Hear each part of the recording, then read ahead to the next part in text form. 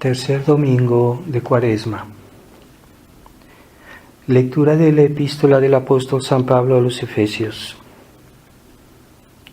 Hermanos, sed imitadores de Dios, como hijos muy amados, vivid en el amor, como Cristo nos amó y se ofreció a sí mismo a Dios por nosotros, en oblación y hostia de olor suavísimo. Por tanto, la fornicación y toda clase de impureza o avaricia, ni se nombre entre vosotros, cual conviene a los santos, ni palabras torpes y necias, ni truhanerías ni bufonadas, lo cual desdice, sino antes bien acciones de gracias. Porque habéis de saber y entender que ningún fornicario o impúdico o avaro, lo cual viene a ser una idolatría, será heredero del reino de Cristo y Dios. Nadie os engañe con palabras vanas, pues por tales cosas vino la ira de Dios sobre los incrédulos. No creáis por tanto tener parte con ellos, porque en otro tiempo erais tinieblas, mas ahora sois luz en el Señor. Andad como hijos de la luz, pues el fruto de la luz consiste en toda bondad, justicia y verdad. Lectura del Santo Evangelio según San Lucas. En aquel tiempo estaba Jesús lanzando un demonio, el cual era mudo. Y así que hubo lanzado el demonio, habló el mudo, y se maravillaron las turbas. Mas algunos dijeron, por arte de Belcebú, príncipe de los demonios, expulsa a los demonios. Y otros para tentarle le pedían algún prodigio del cielo. Jesús, que veía sus pensamientos, les dijo, todo reino dividido en dos bandos quedará destruido, y caerá casa sobre casa. Si Satanás está también dividido contra sí mismo, ¿cómo subsistirá su reino? Pues decís que lanzo los demonios en virtud de Belcebú. Y si yo lanzo los demonios por virtud de Belcebú, vuestros hijos, ¿por virtud de quién los lanzan? Por tanto, ellos mismos serán vuestros jueces. Mas si con el dedo de Dios lanzo los demonios, ciertamente el reino de Dios ha llegado ya a vosotros. Cuando un valiente armado guarda la puerta de su casa, está seguro todo cuanto posee. Mas si asaltándole otro más fuerte que él le venciere, le quitará todas sus armas en que confía y repartirá sus despojos. El que no está conmigo está contra mí, y el que no recoge conmigo desparrama. Cuando el espíritu inmundo ha salido de un hombre, anda por lugares áridos buscando reposo, y no hallándolo se dice, volveré a mi casa de donde salí, y tornando a ella la encuentra barrida y adornada. Entonces va y toma consigo otros 7 espíritus peores que él, y entrando en ella moran ahí. Y así el estado de este hombre viene a ser peor que el primero. Así hablaba cuando una mujer de en medio del pueblo levantó la voz y exclamó, dichoso el vientre que te llevó y los pechos que te amamantaron. Y él dijo, dichosos más bien los que oyen la palabra de Dios y la practican.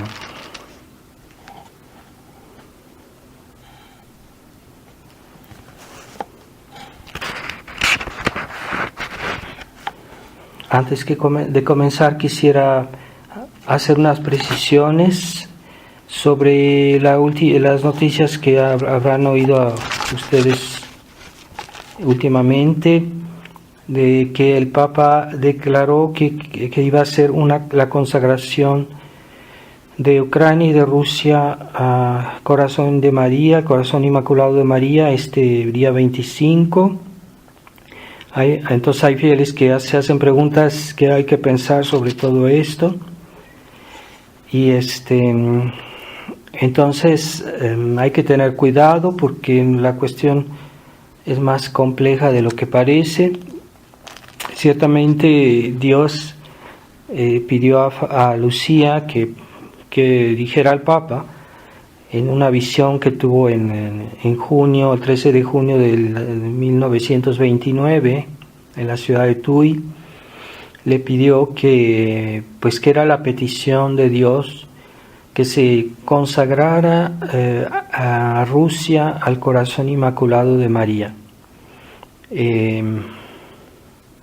Entonces hay unas condiciones, no es así nomás, o sea que Dios quería que fuera de una manera explícita sobre Rusia, o sea, que se consagrara, si se respetan todas esas condiciones, entonces las promesas que Dios hizo van a cumplirse.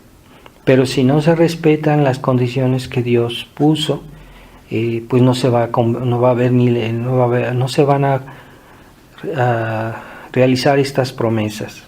Entonces hay que tener bien claro que las condiciones es que sea primero que el Papa, reunido con todos los obispos del mundo, al mismo tiempo hagan una consagración de Rusia al corazón inmaculado de María. Este acto será al mismo tiempo un acto de reparación que debería ser acompañado de un día de oración y de reparación mundial al corazón inmaculado de María. Reparación al corazón inmaculado de María. Entonces, por todas las ofensas que se le hacen al corazón de María, al corazón inmaculado, entonces Dios quiere que se reconozca públicamente y se haga reparación al corazón inmaculado de María por todas las ofensas que se le han hecho. Entonces, a cambio, Dios promete la conversión de Rusia al catolicismo, no la conversión de Rusia al cristianismo ortodoxo cismático, no. La conversión de Rusia al catolicismo, a la Iglesia Católica Romana. No es lo mismo. Entonces, en eso consiste la conversión de Rusia, porque es cierto que últimamente ha habido un cierto acercamiento en Rusia a la Iglesia, a la práctica de la Iglesia ortodoxa cismática, pero no es que Rusia se haya convertido, porque están fuera de la Iglesia, son cismáticos, y entonces no es esa la verdadera conversión. La conversión será que Rusia se convertirá a la Iglesia Católica y dejará de ser cismática y reconocerá el primado de San Pedro, del Papa. Entonces esta es la promesa de Dios, y también está que habrá paz. Dios concederá al mundo un periodo de paz y una conversión en el mundo. O sea, parece ser que también habrá la conversión de los cismáticos, de los protestantes, de los musulmanes y del comunismo ruso y del comunismo chino. Así que si se hace esa consagración tal cual, con las condiciones que Dios pidió, entonces hubo tentativas en el pasado, por ejemplo, varias tentativas, por ejemplo Pío XII, pero no cumplía todas las condiciones que la Virgen, que Dios pidió, no las cumplía, entonces no se realizaron las promesas. Entonces a veces se consagró el mundo. Por ejemplo, Pío XII consagró el mundo y hacía mención de Rusia, pero no era una expresión, la mención explícita y única de Rusia. Entonces, también Juan Pablo II hizo algo parecido, pero no se cumplieron tampoco las condiciones. Entonces, hay un problema porque el Papa pues es modernista, es ecuménico, y esperemos que la fórmula que utilizará para hacer esta consagración no esté plagada de errores conciliares, lo cual desagrada a Dios, y que pueda hacer una consagración que incluso sea una ofensiva a Dios. No sabemos, pidamos a Dios porque Dios por lo menos una vez haga algo bueno, después de tantas cosas que ha hecho y tantas herejías. Entonces también él hablando de la Virgen decía que pues sí, tiene una declaración en la cual dice que la Virgen también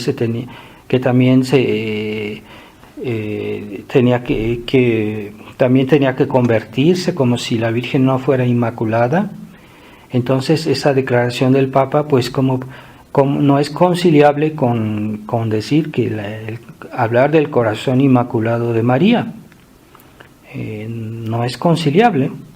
Entonces, si él no cree en la Inmaculada Concepción, ¿cómo vas a creer en el corazón inmaculado de María? Son cosas que no son muy coherentes, muy conciliables. Entonces, esperemos que ese texto que utilice pues no esté de alguna manera con un espíritu ecuménico o pacifista, porque últimamente el Papa declaró también hizo una declaración en público diciendo que siempre toda guerra es injusta, lo cual está contra la doctrina de la Iglesia, porque la Iglesia reconoce que puede haber guerras justas y que no siempre son inmorales, que no siempre son malas. Las guerras pueden ser por una razón justa y puede ser completamente moral. Eso es la doctrina de la Iglesia. Que hay muchas guerras injustas, pues es otro problema, pero en principio puede haber guerras correctas que son justas. Entonces, pues el Papa tiene esa tendencia pacifista.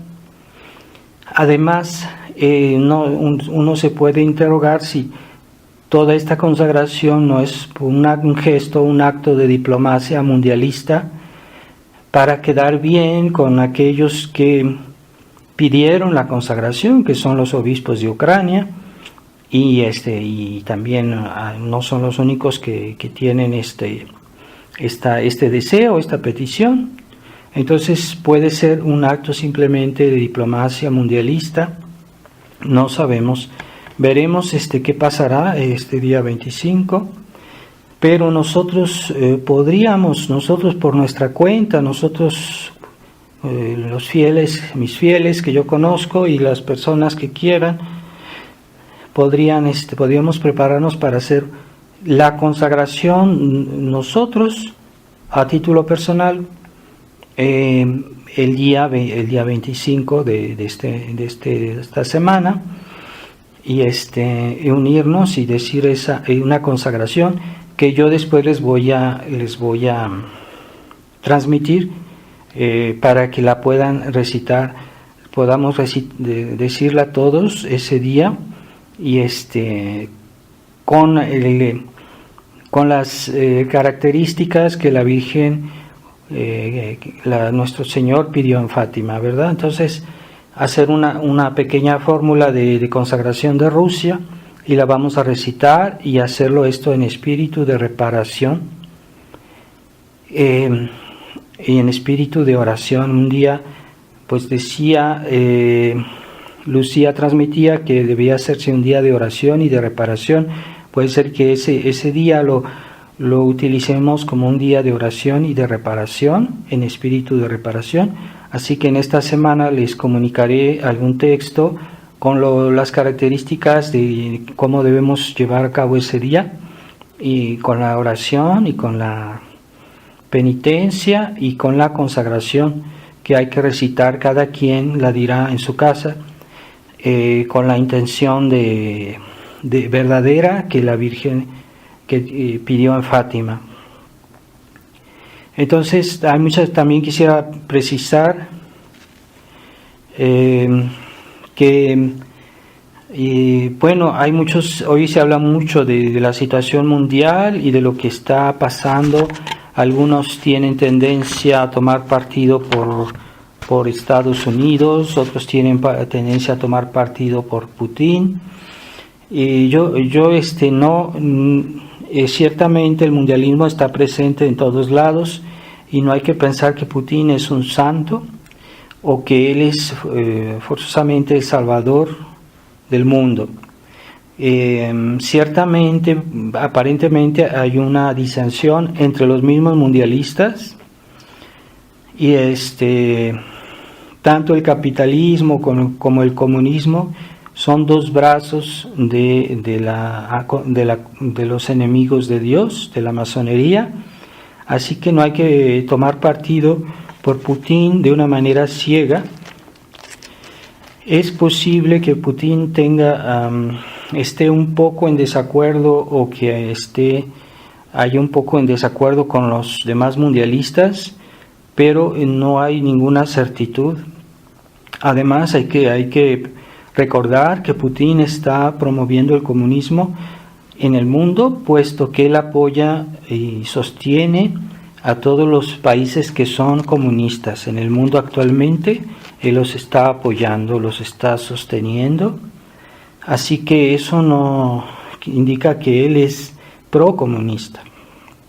Así que se ha querido enmascarar el comunismo actualmente, se ha hecho un comunismo estilo capitalista, es decir, que si hay una cuestión, se liberaliza un poco la economía, pero permanece esa autoridad férrea que quiere controlar pues la vida religiosa y las mentes del pueblo. Es lo que se ve muy claramente en China, donde hay un control de todo, y aunque se dé una cierta libertad a nivel económico, pero el comunismo sigue en China, está claro, y en Rusia yo pienso que es lo mismo, aunque sea tal vez más discreto, pero hay pues el gobierno tiene un poder ilimitado.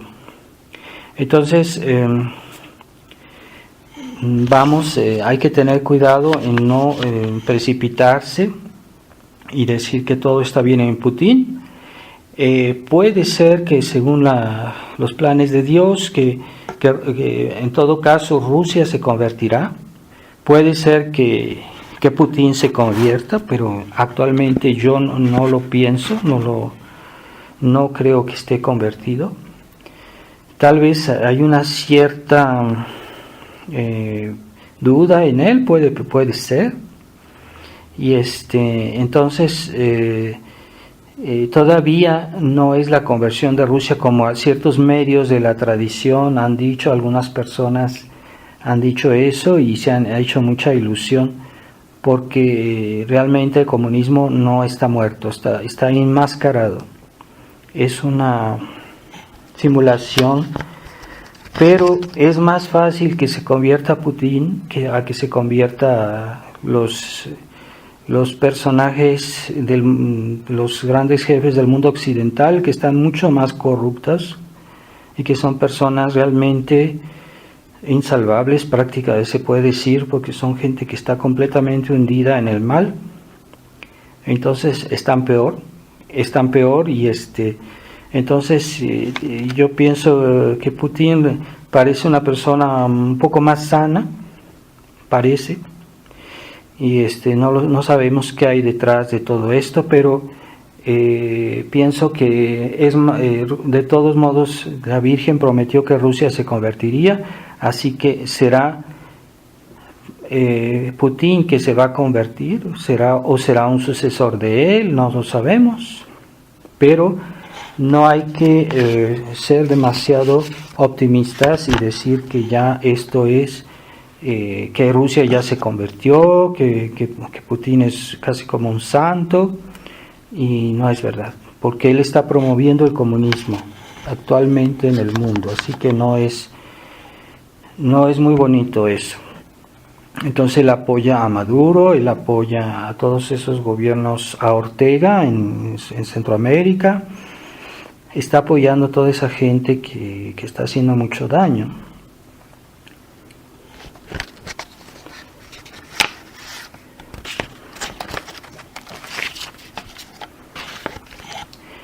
Entonces hoy pongo alerta a la gente, mucha gente que ve mucha información en internet y que piensan que por el hecho de estar ahí curioseando que están haciendo algo. Ciertamente hay la lucha de la información y que es buena y que hay que traer sobre todo a personas que no saben, tratarlas de orientar. En ese sentido puede ser bueno, pero no hay que quedarse solo ese plan de simplemente estar enviando pequeña información por celular o por lo que fuera, No, ahorita nuestro primer combate es el rosario. Hay que rezar mucho, hay que hacer sacrificios, hay que convertirse, hay que hacer reparación al corazón inmaculado de María, y ahí se puede decir que estamos haciendo algo. Entonces hay gente que hay que decirlo, es muy chismosa y están solo viendo novedades en internet o noticias curiosas. Entonces no digo que sea malo informarse, pero no es por curiosidad, no es por vanidad, es simplemente para estar pues formados y saber qué pasa en el mundo, pero no quedarse solo a ese nivel. Entonces el combate por la iglesia, por la tradición, no es solo por esa vía. Entonces hay que convertirse, hay que rezar, hay que decir el rosario y hay que convencer a los demás que digan el rosario.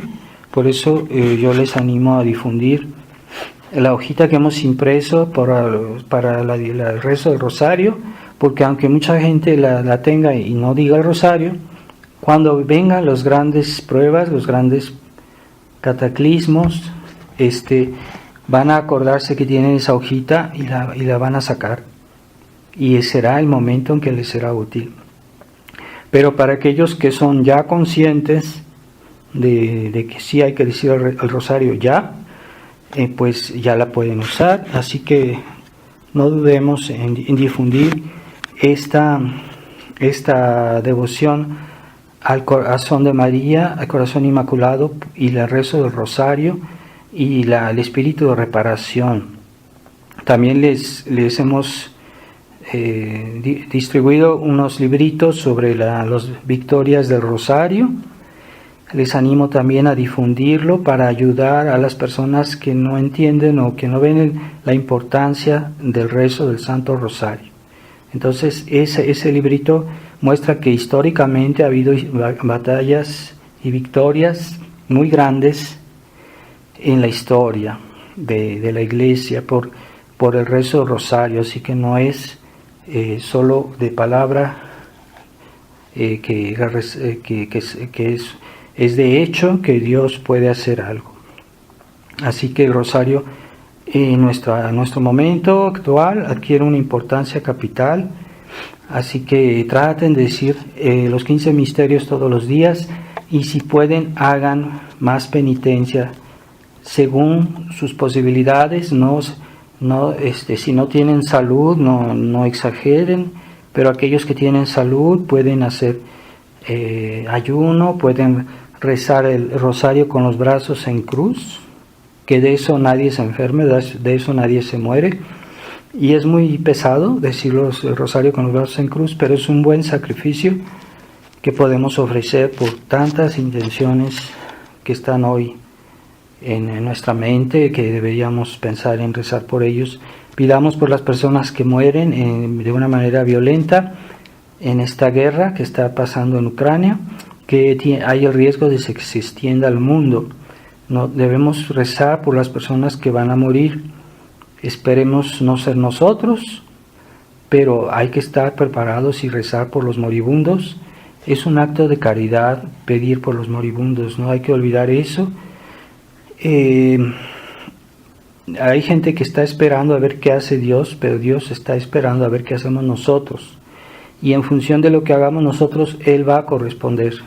Así que no se hagan ilusiones aquellos flojos católicos que no quieren hacer esfuerzos. En el nombre del Padre, del Hijo y del Espíritu Santo. Amén. Ave María Purísima, sin pecado concebida. Estimados hermanos, estamos en el tercer domingo de Cuaresma.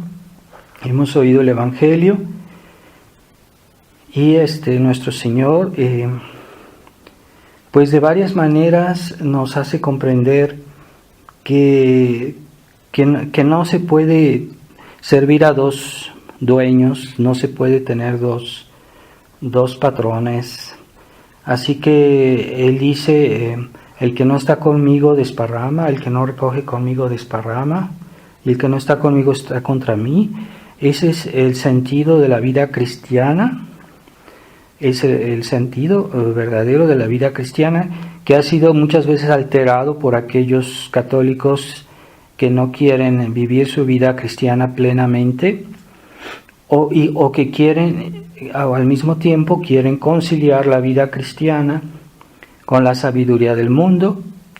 Eso es algo típico de los católicos liberales, que quieren ser católicos y al mismo tiempo conciliarse con la sabiduría del mundo, vivir como vive la gente del mundo, aunque a veces es por grados. Puede ser que hay personas que lo hacen con más intensidad esto y otros que lo hacen de una manera menos grave, pero se puede decir que a todos nos puede pasar que tengamos algún momento de debilidad cuando queremos practicar nuestra vida cristiana y hagamos algún pequeño compromiso con el mundo. Puede pasar, si a veces casi sin darnos cuenta, que tenemos un poco de respeto humano, un poquito de deseo de los bienes del mundo, o sea, de la huida del espíritu de abnegación, de sacrificio. Entonces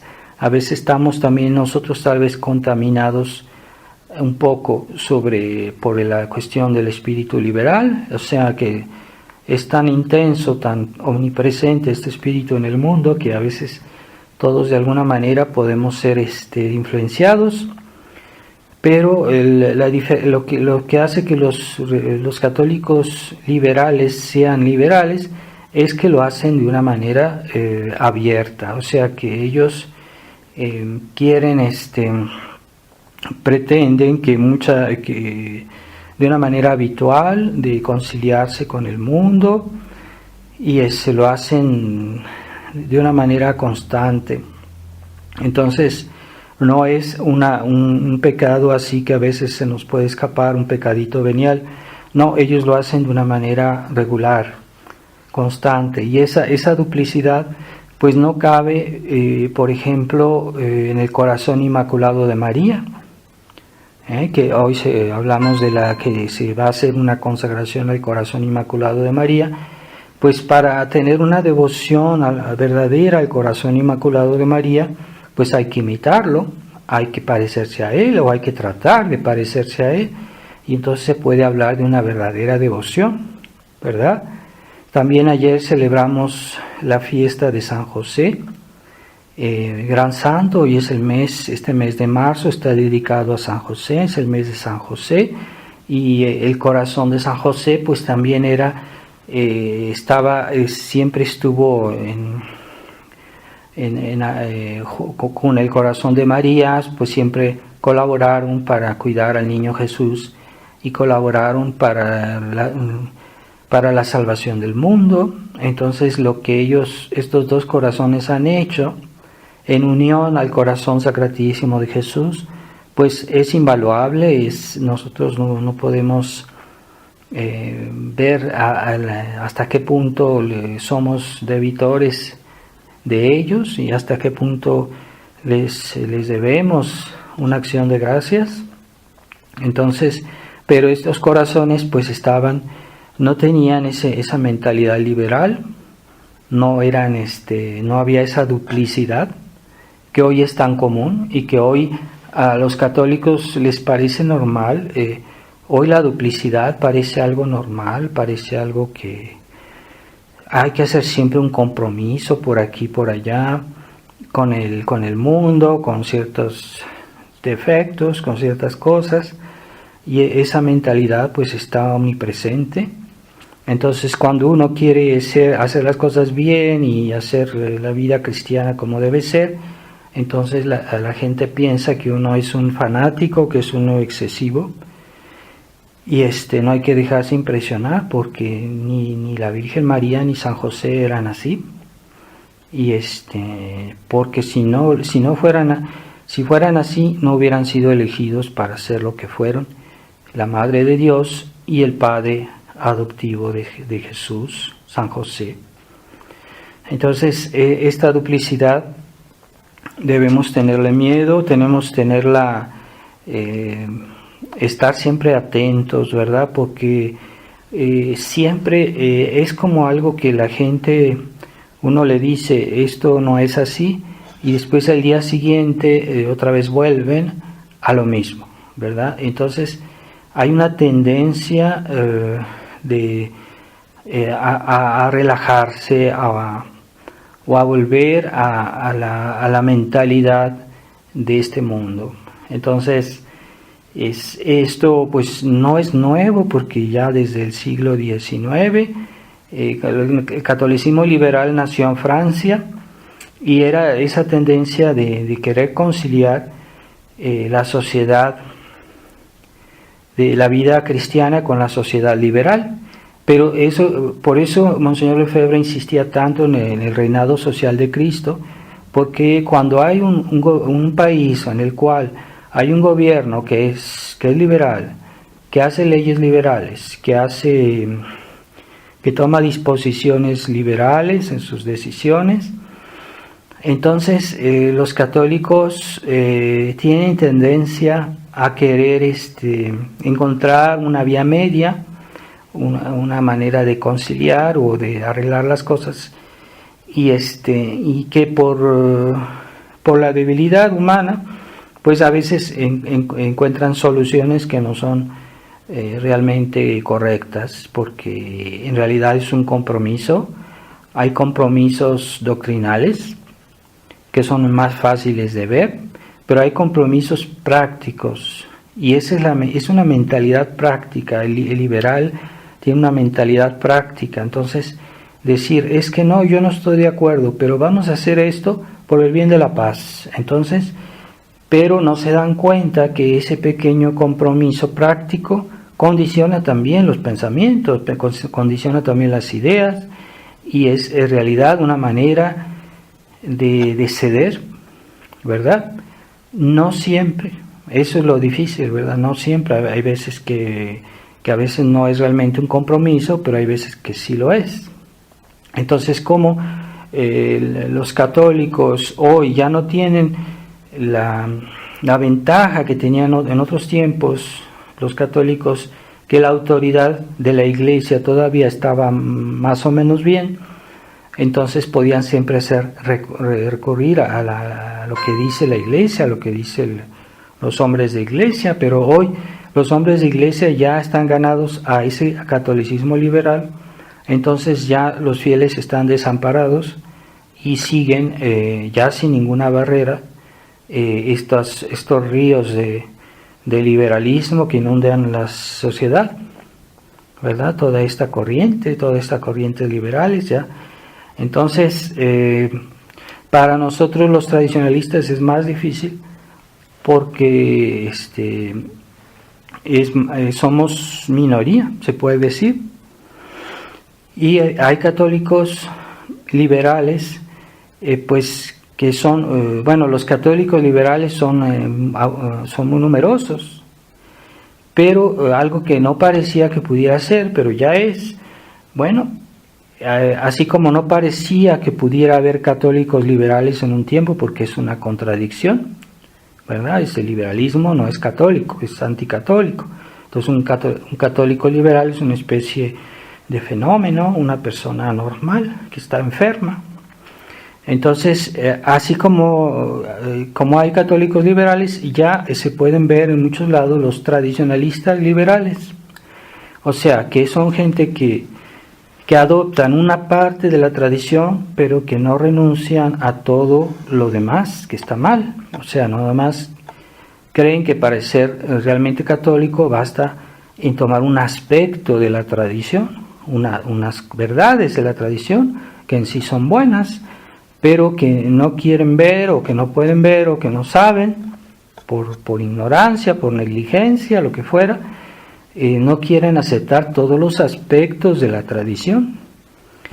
Y esos aspectos pues son, por ejemplo, no basta que alguien vaya a la misa tradicional, en la cual se hace muy bonita liturgia, con bonita música, con mucho respeto.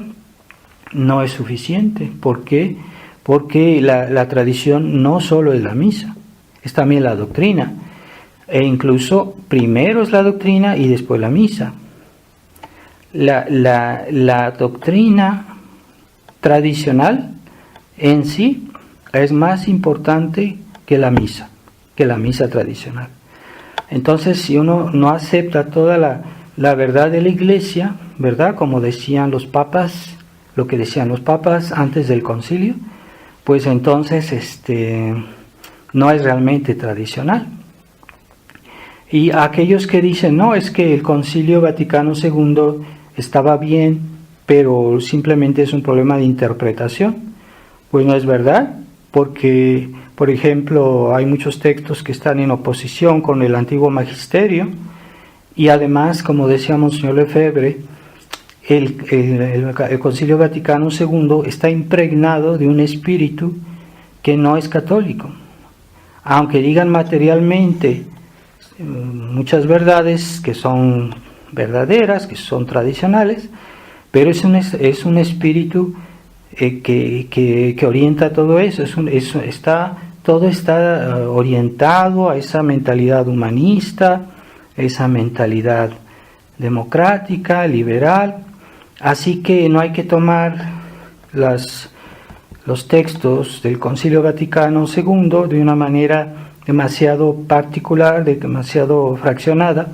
Hay que ver que el conjunto está al servicio del liberalismo, del humanismo moderno, y todo eso lleva una lógica. Así que Monseñor Lefebvre decía que es tan difícil separar los textos conciliares del espíritu conciliar, del espíritu que no es bueno, que entonces es mejor, pues no se pueden separar, así que hay que separar, alejarse en bloque de todo el concilio, de todas las enseñanzas del Concilio Vaticano II. Y de hecho, la prueba es que Monseñor Lefebvre nunca citaba el Concilio Vaticano II como un criterio de autoridad. Cuando él predicaba, él nunca utilizaba como argumento de lo que él decía, no, ves que Pablo VI dijo esto, o Juan Pablo II dijo esto, que aunque a veces Pablo VI o Juan Pablo II dijeron algunas verdades, yo no digo que todo lo que decían era falso, pero el problema es en qué contexto, en qué espíritu y con qué fin. Y de hecho Monseñor Lefebvre nunca citaba el concilio.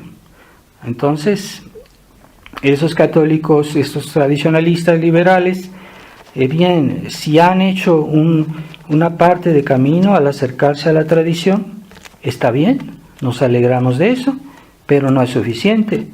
Y que no vengan esos tradicionalistas liberales ahora a decirnos a nosotros lo que debemos pensar, lo que debemos hacer, porque no lo vamos a consentir.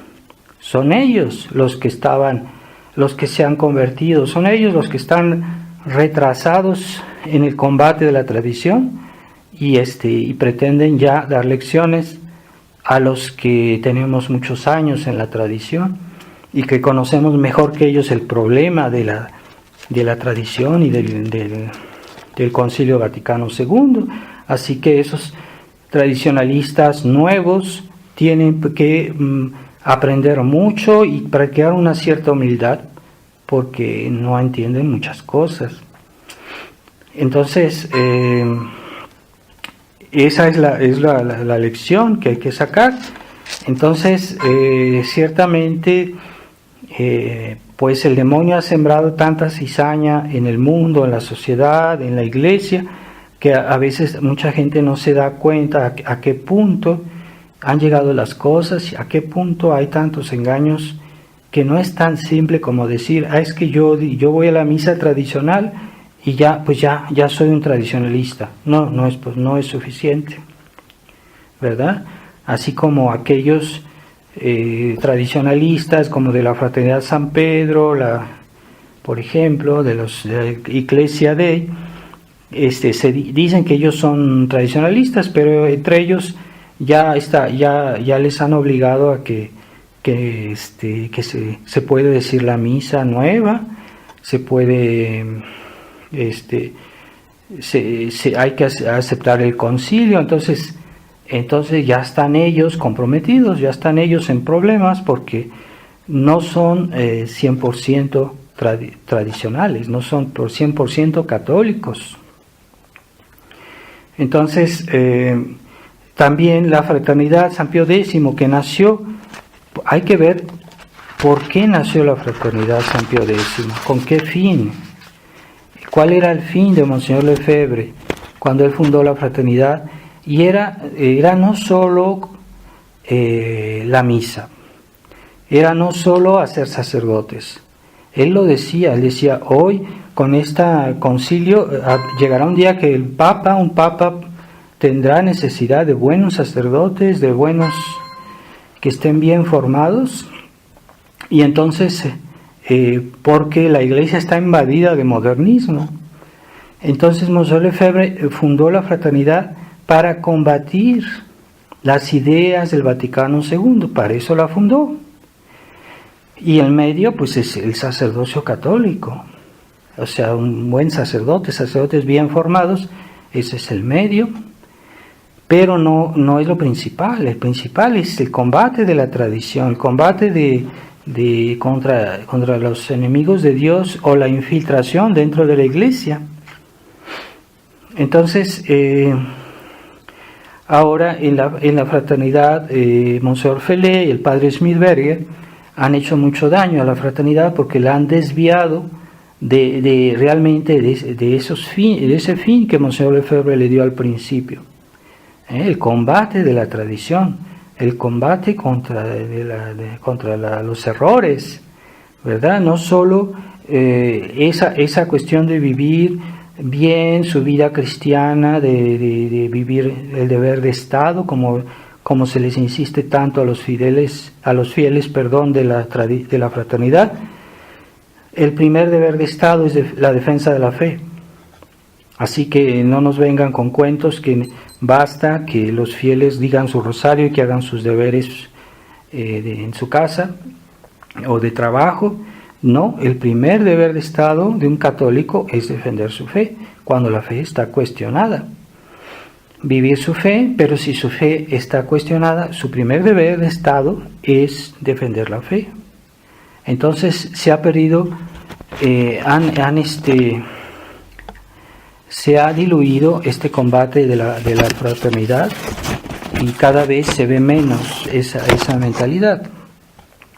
Pero esa mentalidad de combate, entonces antes los sacerdotes de la fraternidad eran defensores de la fe, entonces se han hecho una especie de filántropos espirituales, ya no son aguerridos, ¿verdad? Entonces ya no se les permite, está prohibido que hablen de cuestiones de actualidad sobre la crisis de la iglesia en los sermones. ¿Cómo es posible? ¿Cómo es posible que ya no puedan instruir a los fieles sobre cosas de primer orden que los fieles tienen que saber para proteger su fe, para defender a la iglesia, ¿verdad? Ciertamente, Monseñor Lefebvre, en su vida, él había puesto algunas barreras diciendo, bueno, nosotros no somos sedevacantistas, no debemos colaborar con los sedevacantistas, y por ejemplo, ¿no? Pero Monseñor Lefebvre había puesto algunos límites. Ciertamente los sacerdotes no pueden predicar sobre cualquier cosa, pero sí cuando siguen incluso la enseñanza de nuestro fundador, de Monseñor Lefebvre, pues pueden hablar de eso. ¿Por qué no? Los fieles necesitan ese alimento espiritual para proteger su fe. Y hoy que nuestra fe por todos lados en este mundo está atacada, es muy importante fortalecer las almas. Entonces, Monseñor Felé hizo un trabajo de debilitar la fraternidad, que le fue dando largas al asunto de esta cuestión de nuestra lucha contra el modernismo en Roma, contra los que están ocupando a Roma.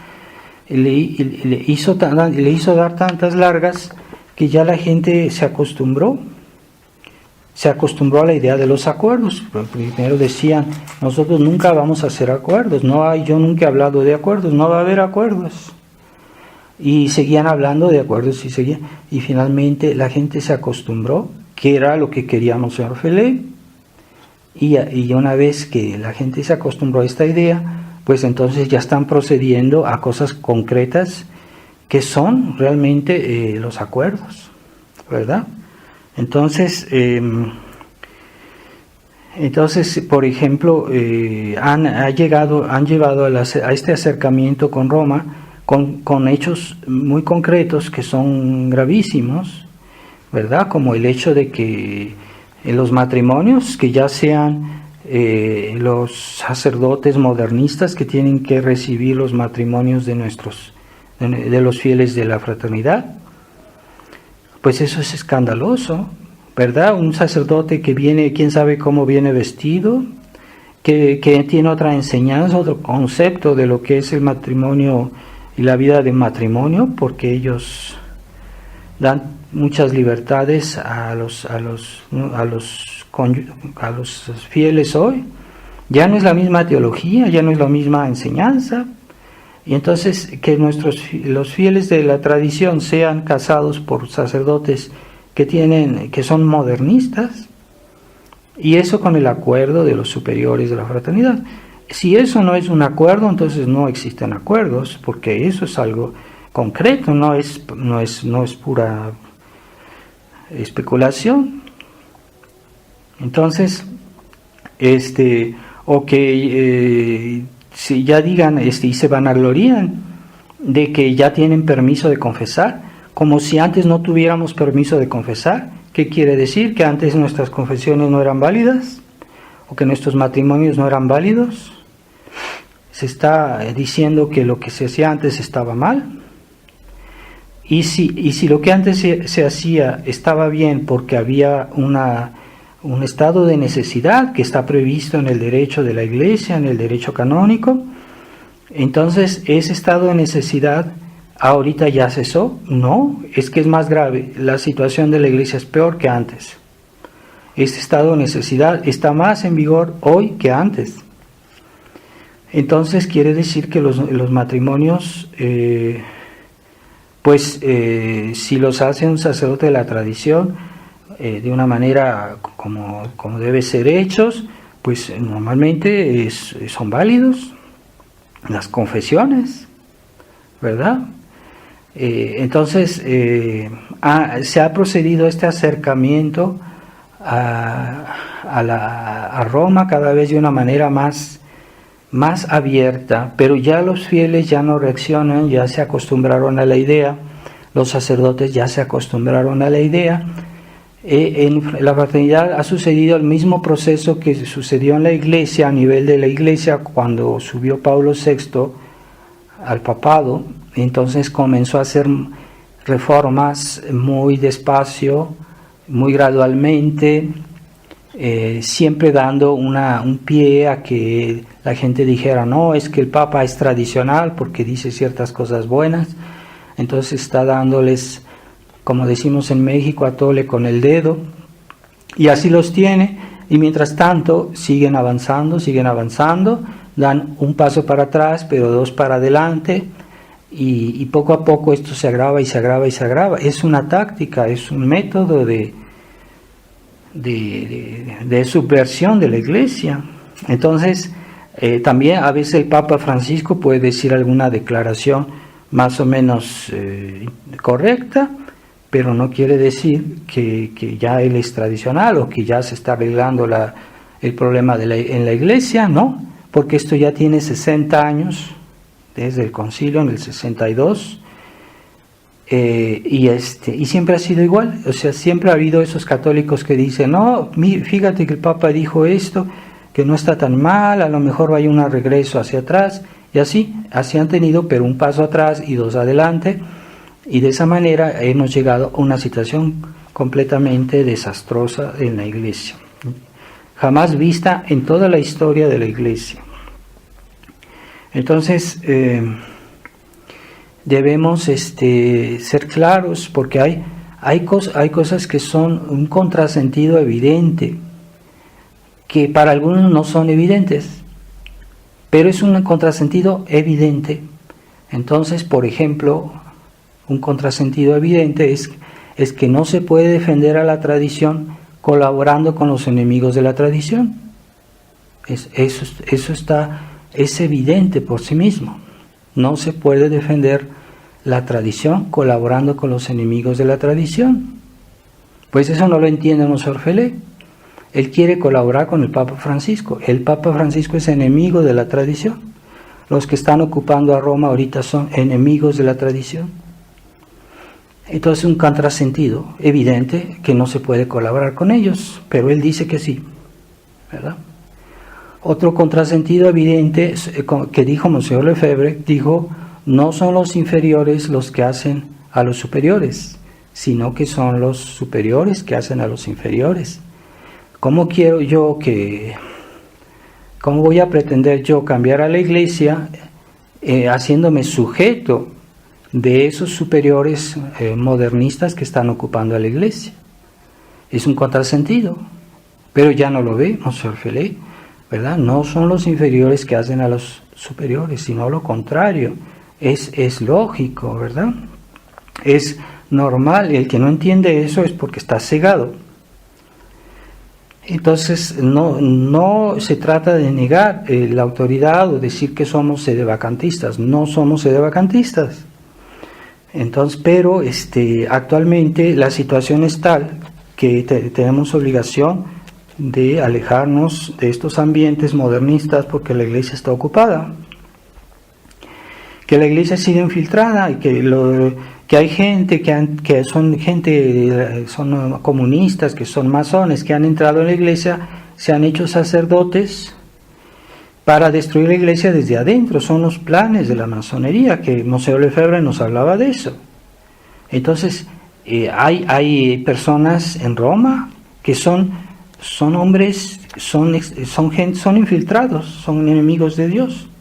Es difícil decir quién y cuál, ¿verdad? Pero sí se puede afirmar que los hay, como los puede haber dentro de la misma fraternidad. Hay sacerdotes que yo conocí en la fraternidad que eran muy, muy extraños y tenían actitudes muy extrañas y que uno puede sospechar que sean unos infiltrados. O sea, no tiene nada de exagerado de pensar en esta posibilidad, incluso de afirmarlo, porque de una manera global se puede tener una certitud de que eso ha sucedido. Ya para decir tal persona o tal otra lo es o no lo es, y ya es más difícil, pero sí en general sí lo podemos afirmar, ¿verdad? Es normal que los enemigos de la Iglesia quieran destruir a la Iglesia, y si quieren destruir a la Iglesia, pues con más razón quieren destruir la tradición. Entonces, Monseñor Feller se ha metido en un callejón sin salida, ha metido a la fraternidad en un callejón sin salida. Cuando quieran salir ya no van a poder salir.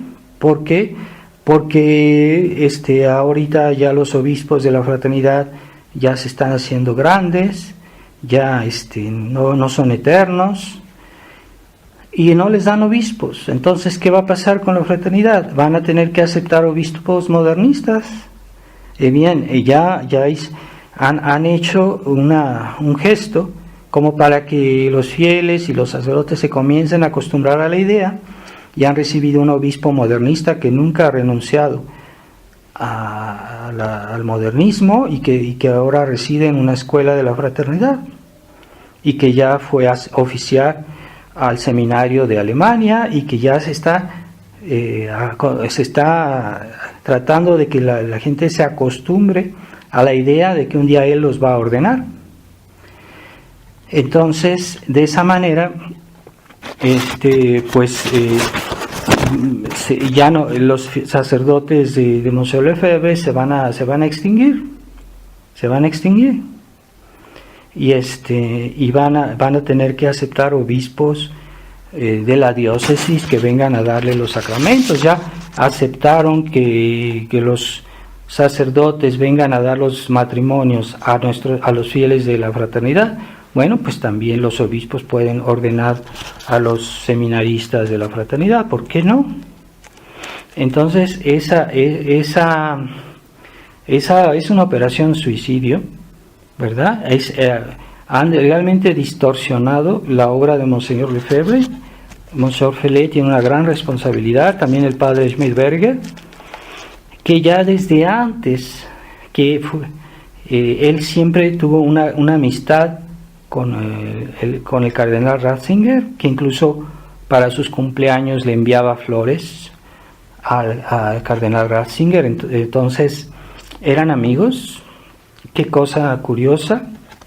Y bueno, él en vida de Monseñor Lefebvre, él hablaba como si era un campeón de la fe, pero después que Monseñor Lefebvre murió, pues entonces hubo esa viraje a la izquierda, ¿verdad?, dentro de la fraternidad, que ha sido una traición enmascarada y que está cada vez diluyendo más la fraternidad. De hecho, los fieles que yo conozco, sobre todo aquí en México, pues, y en todo el mundo, ya han adquirido una mentalidad liberal y ya se acostumbraron a ciertas cosas, y ya a un cierto punto uno ya ve que ya no van a reaccionar, porque cuando pudieron reaccionar, cuando las cosas estaban suficientemente claras, por cobardía, por comodidad, por lo que fuera, no reaccionaron. Y es lo que estamos viendo. Entonces esa duplicidad se aplica hoy perfectamente, esta duplicidad que nuestro Señor dice en el Evangelio, ¿verdad? No se puede servir el que no quiere recoger conmigo desparrama, y el que no está conmigo está contra mí. Así es, así que nuestro Señor hay que tomarlo como es y enteramente.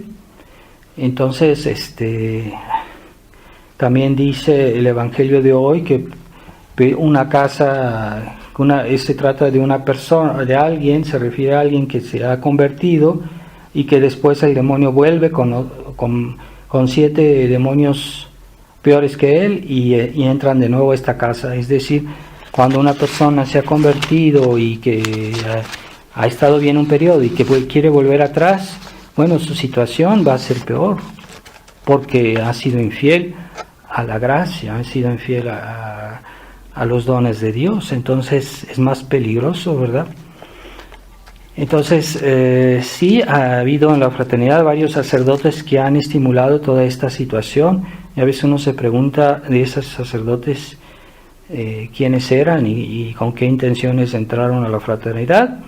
De afirmar de ahí a que sean, no tener pruebas absolutas que sean infiltrados, pero por lo menos sospechas se pueden tener y actuar en su contra, ¿verdad? Es cierto que los católicos liberales a veces se comportan, hacen el trabajo de lo que los enemigos de la Iglesia quisieran que se hiciera dentro de la Iglesia para destruirla, disolverla. Pues los católicos liberales lo hacen muy bien, aun si según ellos se consideran católicos sinceros, pero han adquirido tanto esa mentalidad liberal que ya no se necesita que vengan los enemigos de la Iglesia a destruir la Iglesia. Son los mismos católicos que están diluyendo la Iglesia en el mundo, están diluyendo la Iglesia. La sabiduría del Evangelio la están diluyendo en la sabiduría del mundo, y la vida cristiana la están diluyendo en la vida de este mundo, y así poco a poco la Iglesia se está diluyendo, destruyendo. Pero aquellos que quieren la verdad completa, bien, ellos son los que van a resistir, si tienen convicciones, si tienen valentía, si tienen ganas de luchar, ¿verdad? Porque ese espíritu de lucha es una constante en la enseñanza de la Iglesia, y siempre los santos y incluso el catecismo habla de esa lucha. Por eso la Iglesia nos propone los 3 enemigos de la Iglesia, ¿no? Está siempre en el catecismo, dice cuáles son los enemigos del alma. pues son el demonio, el mundo y la carne. Eso forma parte de la enseñanza de la Iglesia. Pero hoy ya no se insiste mucho en ese aspecto. En la Iglesia modernista pues lo comprendo muy bien, pero que eso esté ya pasando dentro de la tradición, ciertos tradicionalistas que ya no denuncian, no combaten, no hablan de los problemas de actualidad, y por el hecho mismo los fieles comienzan a entibiarse y a bajar los brazos. Entonces están bajando el tono, y por el hecho mismo se está abandonando el combate de la tradición. Entonces pidámosle a los corazones, corazón sacratísimo de Jesús, corazón inmaculado de María, corazón purísimo de San José, que nos den su actitud, su entereza y su amor por Dios sin compromiso. Ave María Purísima, sin pecado concebida. En nombre del Padre, del Hijo y del Espíritu Santo. Amén.